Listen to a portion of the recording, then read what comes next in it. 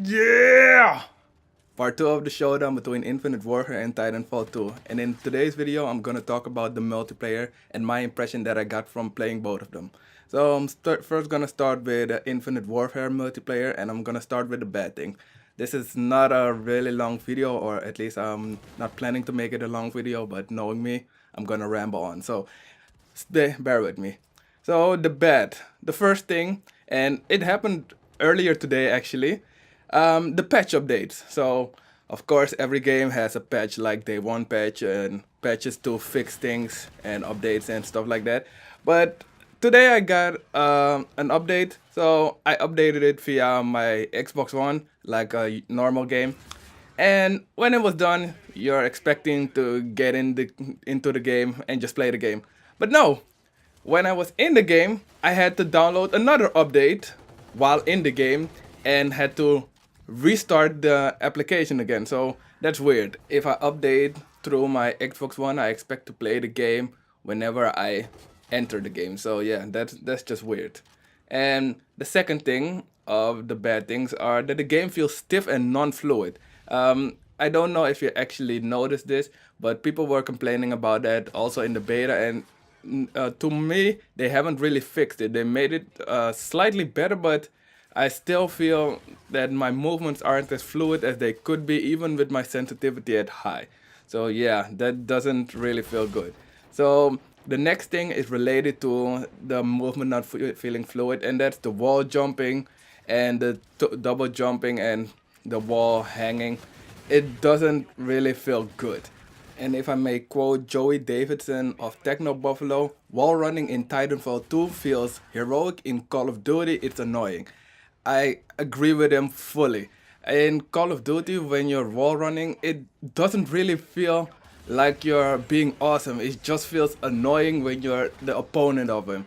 Because you see him coming, you try to shoot at him, and it just feels like there's a lag between the two of you. It feels like him or her, that she's running a million miles an hour and you're trying to catch up with that person with your gun. You usually can, but it just feels different because when you're the one doing the wall running and you try to shoot, it's simple. But when you're on the opposite end, it just feels like a whole different story. So yeah, that's one of the bad things in my opinion, of course. You die much too quickly. Like seriously, I recorded a match just for this video, and with every gun that I've encountered, I die within half a second, and I'm not even joking. Somebody comes around the corner, I'm dead.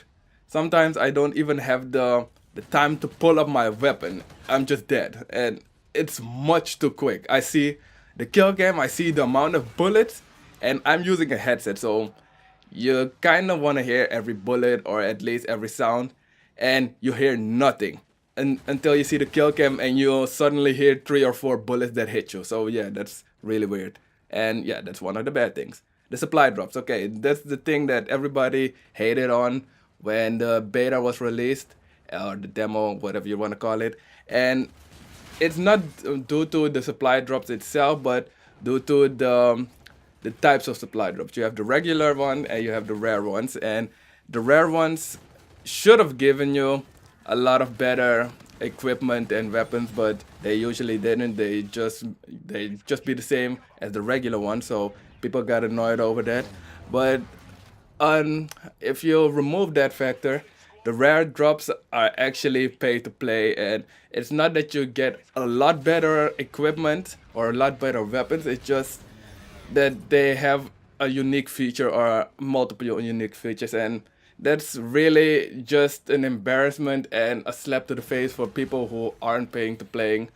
So yeah, yeah, that's so the next topic are the different categories of weapons, and this is based loosely linked on the supply drops, because the weapons range from regular to rare to legendary and epic. And if we have the same weapon, let's say yeah, I don't know any weapons. So let's say we have the same weapon, but you have an epic version of the weapon and I have a regular version, and we shoot at the same time. It's much more likely that you'll win the battle even if we aim completely the same. because the epic weapons are usually stronger or have a not a hidden feature, have a feature which allows you to take either more damage, which give you a lot more, damage or something else. So yeah, that. Okay, so that were the bad things for Infinite Warfare. The good things, the game actually works. Yeah, just a simple one. The game actually works. So people like playing it since it's a Call of Duty feeling game, and yeah, that's basically it. I have encountered no heavy bugs or glitches, so bugs that can determine your enthusiasm and your excitement for playing the game, or which will break a game, like a lot of big time games usually have now.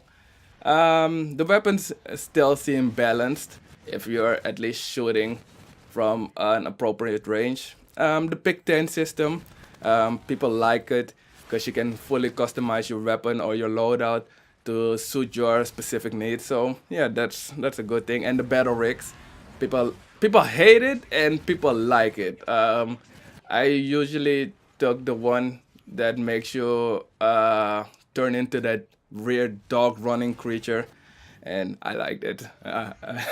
If you check my previous video, you can see me saying the same thing. I really like that dog thing. But yeah, people liked it and people hated it because you can fully customize your loadout and your battle rig to suit you. So yeah, that's it for Infinite Warfare. Now Titanfall, the bad and last bullet hit. So if you're almost dead and somebody keeps shooting at you, even if you're moving, the last bullet usually hits. And I've seen a lot of kill cams, and even when I'm not looking at the kill cams, even when I just know that person couldn't have hit me, I check the kill cam, I see that the bullet was way off, and I'm still dead. So that's weird. I have no idea if it's the last bullet that entered or the last bullet that actually connects when you see it on the kill cam, but sometimes it's just weird. The bullet that hasn't hit you, it should have been below you or above you or to the sides of you, but it actually hits and kills you. So yeah, that's weird. And another thing that's linked to this is the melee versus melee. Sometimes I really love meleeing. It's just a instinctual thingy for me to do. If an enemy is close, I try to melee, and usually it works. And sometimes when I'm a little far off, when I think I'm still in the range to actually get a melee hit, it doesn't work, and then you see somebody else who's almost in the same range as me, maybe even further. He gets the melee kill, and you think, like, what the fuck? Why didn't I get that kill when I was trying it? But I can forgive that. But sometimes you do a melee versus melee, I can actually hear my melee hit coming first, and I still die. And I check the kill cam, and in the kill cam you see and hear his melee hit come first. So that's weird. That's weird. So yeah, those were the only two bads that I've experienced in Titanfall 2. And the good things, the mechanics of the game just feel great. Like I said when I quoted Joey Davidson, yeah, just like that, it feels heroic when you're wall running or when you're sliding or when you're double jumping, and it just clicks in the game. It's like the single player. There, when you do it, it's just good. You can actually get behind enemies, you can surprise them, and same can be said for the multiplayer. If you do it and the enemy isn't expecting it, but usually they do since it's Titanfall, but if they don't, you can get a drop on them, and it's just a good way to get behind enemy lines. The maps, surprisingly enough, I never really like the initial maps of a game. There are a couple of games that I like the initial maps on, but with this one, I only have one map that I don't necessarily like. I can still play on it, but I don't really necessarily like it. But all the other maps are great. I love playing on them.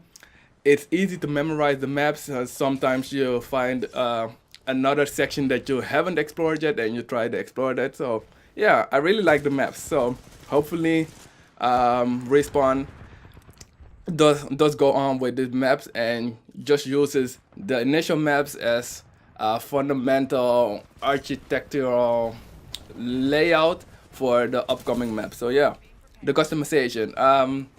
I'm not really all into customization, but in this game I found it rather pleasant. You can customize the armor, the weapons, and your loadout, of course, of your Titan as well as your pilot. So that's a neat feature, and it's basically if you play the same with the same weapon, it doesn't necessarily cap your EXP amount that you gain each level, because you almost never really capacitate out of that. So if I'm on generation 3 of my weapon, the R102 I believe it's called, and I can still go on to generation 8 and still have a lot to do before I actually have to stop using that. So I still get the same amount of XP that I got when I was on generation 1. So I love that. And the overall feel just of Titanfall 2 multiplayer. It's fast, it's fluid. Yeah, there's not really much else I can say. It's just an amazing experience, and I hope I've killed you in the past. If I didn't, just add me on Xbox Live. My name is XDonny, and come get some. But for now, this was my video, and yeah, of course you wanna know who won, but yeah, it's apparent. Titanfall 2 has won this round, and this is all the videos that I'm gonna do of the showdown between Infinite Warfare and Titanfall. So basically it's a 1-1. Infinite Warfare as the got the cake on the campaign, and Titanfall 2 got the cake on multiplayer. So yeah, it's a draw for the both. So yeah, they're both great games. I really think you should play both of them and make a judgment call for yourself. But anyway, I'm gonna start wrapping up this video because seeing it's getting on the long end. Thank you for watching. If you liked it, like it. I'm not gonna tell you to subscribe. You can do whatever you want. Same can be said about liking it. And I'm going back to my cage now. Monkey out.